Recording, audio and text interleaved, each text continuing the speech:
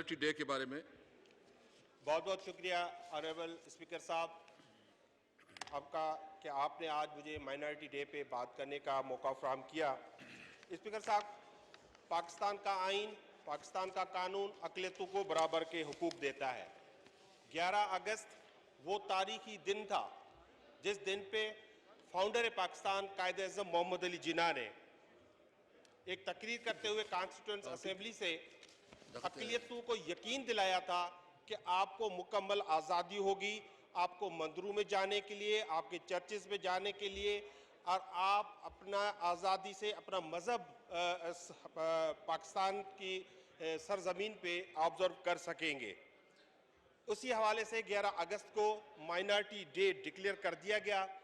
मैं आपको बताता चलूं कि बहुत सारे पाकिस्तानी यहाँ पे ये समझते हैं कि ये जो हिंदू लोग जो यहाँ पे रहते हैं वो इंडिया से आए हुए हैं। मैंने कई लोग जब इंटरव्यूज़ करते हैं, कई जहाँ पे हमारी हिंदू पॉपुलेशन नहीं है वहाँ से तो इस तरह की बातें सुनने में आती हैं। तो मैं उनको अर्ज़ करना चाहूँगा कि पाकिस्तान में रहने वाले हिंदू इस सरजमीन से मोहब्बत करते हैं। ये उनकी इस ज़मीन से मोहब्बत थी कि वो उन हालात में भी 1947 में उन्होंने पाकिस्तान नहीं छोड़ा, और ख़ास तौर पे सिंध में हिंदुओं ने उस वक्त में माइग्रेशन नहीं की। उनको सिंध के लोगों ने, सिंध के अवाम ने, उस वक्त के कायद-ए-आज़म के इस खिताब ने उनको सिक्योरिटी जो है प्रॉमिस की थी।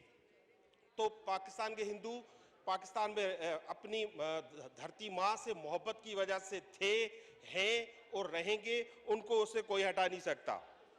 जनाब स्पीकर, गुज़श्ता 2 सालों में एक बहुत ही अहम डेवलपमेंट्स हुई हैं माइनॉरिटीज़ के फ्रंट पे।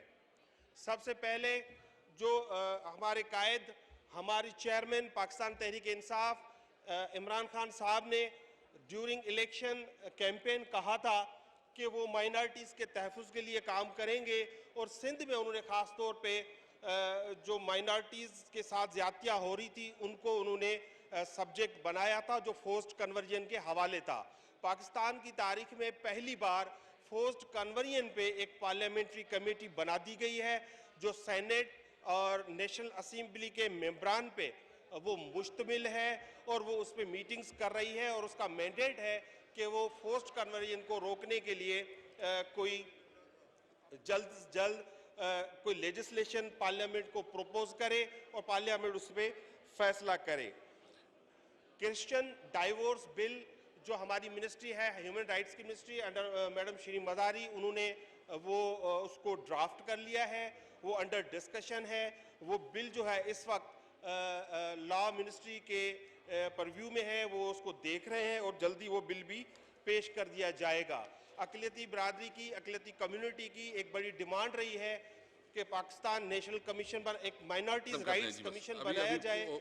तो एक माइनॉरिटीज़ राइट्स कमीशन इस वक्त बना दिया गया है, और फर्स्ट टाइम उसका चेयरमैन, उसका जो है इंटरफेथ हार्मनी का प्रेसिडेंट नहीं है, वो चेलाराम को एक जो है नॉन इलेक्टेड शख्स है, नवीद आमिर जीवा साहब, नवीद आमिर जीवा, लालचसा प्लीज। अगस्त को ही तो बात करते हैं, एक दिन ही तो बात करते हैं सर।